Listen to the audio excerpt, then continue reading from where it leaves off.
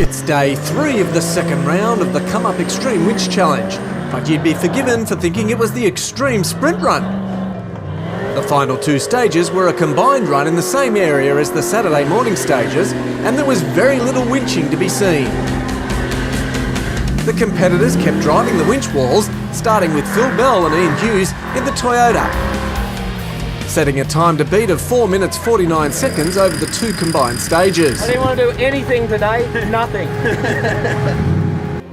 Rod Rathbone was struggling in his Landcruiser.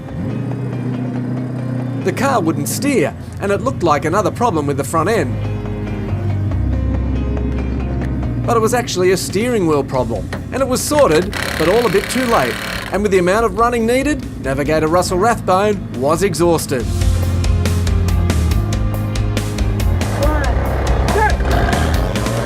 Another truck to have problems was the 60 series of Kevin Goran.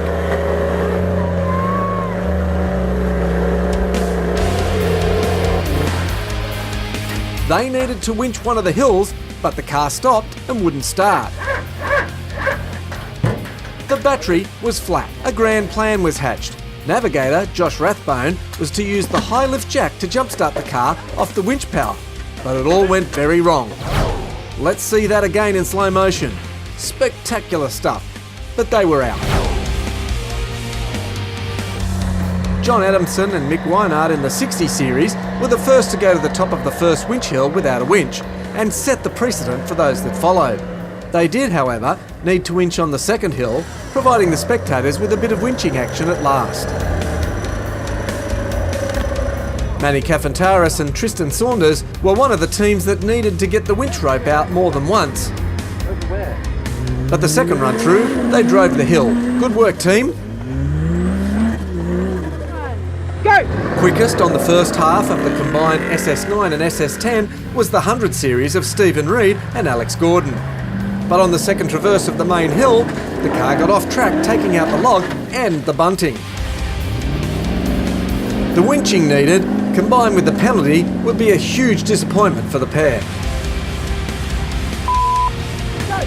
Another team to finish the course without the use of their winch was the Red Undies racing team of Matt Holgate and Isaac James.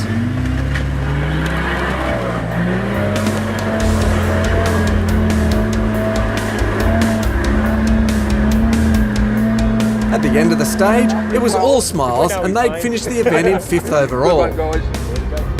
Starting the Sunday stages in 3rd was Steve Howarth and Gled Rogers in the GCube Patrol. They needed to finish the stage without winching if they wanted to secure a top 3. But the first winch hill caught them out, and with the winch rope out, they dropped a position, finishing 4th outright.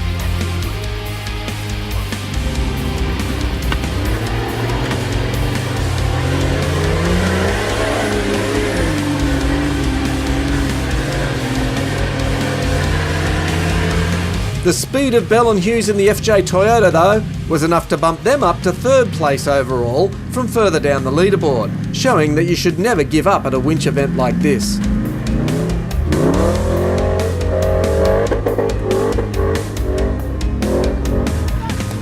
Without his regular navigator Nathan Mills, who was sitting at home waiting for a baby to be born, Paul Simmons was using navigator and stand-in ranger Dave Rowland. They did their best to drive all the hills, but were another to be caught out on the first winch hill.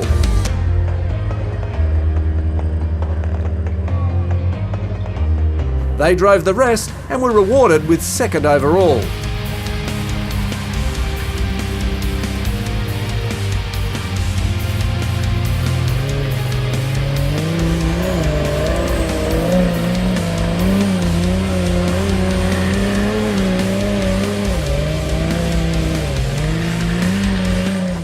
It. Pressure's on. We'll be giving it a good crack, but the most spectacular drive and win to date went to the boys in the Mav. Getting the name from the Ford Maverick Day Drive, Pete Bannister and Tim Simpson were flying. Driving every winch hill and looking spectacular over the entire course, this team was on fire.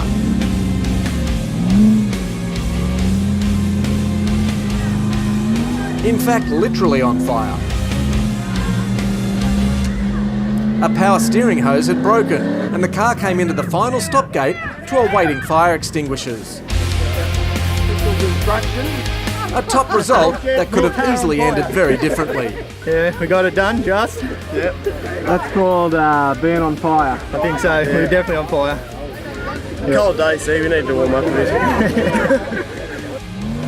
So that's it for round 2. We hope to see you at round 3. Make sure you check back here for more videos over the coming weeks.